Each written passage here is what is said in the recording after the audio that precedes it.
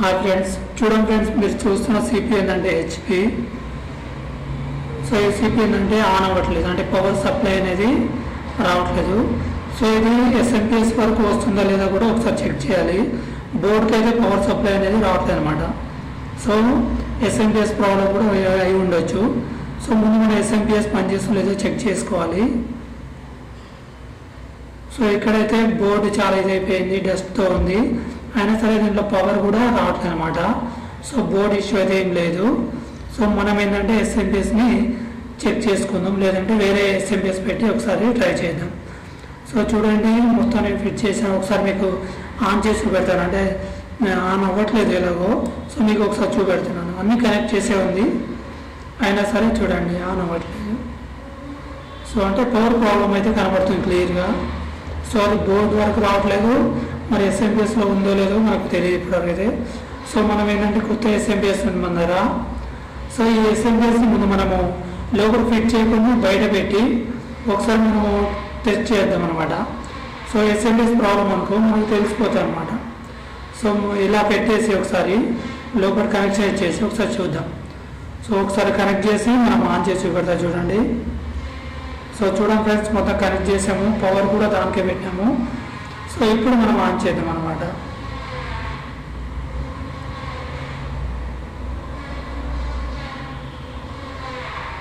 So ఇప్పుడు power on చేస్తాం చూడండి.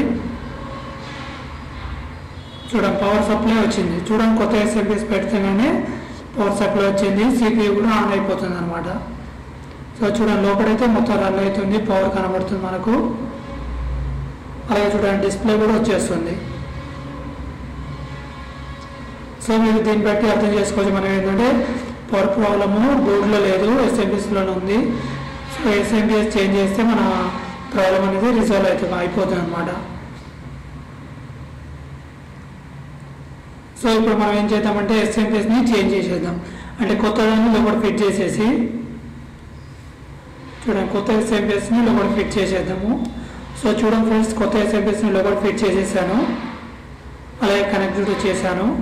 సో ఇప్పుడు మీరు చూస్తుంది ఏంటంటే కొత్త ఎస్ఎంపిఎస్, అలాగే మీ పాత ఎస్ఎంపిఎస్ కూడా చూపెడతా చూడండి. సో ఇప్పుడు మొత్తం కనెక్ట్ అన్నీ కరెక్ట్ ఇచ్చేసాము, అన్నీ బాగానే ఉంది. సో పాతదని మనం తీసేసింది కూడా మీరు ఒకసారి చూడొచ్చు.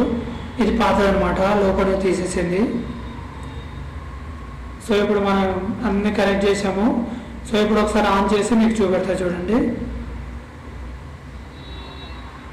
చూడండి సిస్టమ్ కూడా ఆన్ అయిపోయింది. సో ఇలా ఫ్రెండ్స్, ఎప్పుడైనా సరే మన సిపియూలో ప్రాబ్లం ఉందంటే మనం ఏంటంటే ఒక్కొక్కటి చెక్ చేసుకుంటూ పోయినాం అనుకో మన మెయిన్ ప్రాబ్లం అనేది తెలిసిపోతుంది అనమాట. సో ఈ సిపియూలో ప్రాబ్లం ఏంటంటే ఎస్ఎంపిఎస్ ప్రాబ్లం ఉండేది. సో మనం ఎస్ఎంపిఎస్ చేంజ్ చేసాము, సో ప్రాబ్లం రిజాల్వ్ అయిపోయింది అనమాట.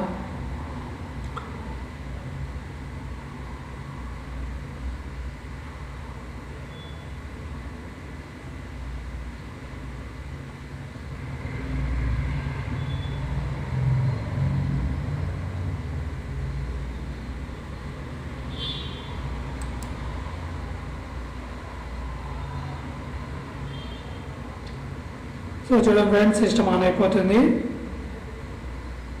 అలా మన డిస్ప్లే కూడా వచ్చేస్తుంది అనమాట. సో ఇలా ఫ్రెండ్స్, సో మీ సిస్టమ్ కూడా ఖరాబ్ అయిపోతే మనము ఇంట్లోనే ఎలా చేసుకోవాలనేది మన వీడియోస్లో మీకు చూపెట్టినాను. సో ఇలా మరిన్ని వీడియో చేస్తూ ఉంటా. సో ఇది friends, thank you friends, thank you for watching. Thank you.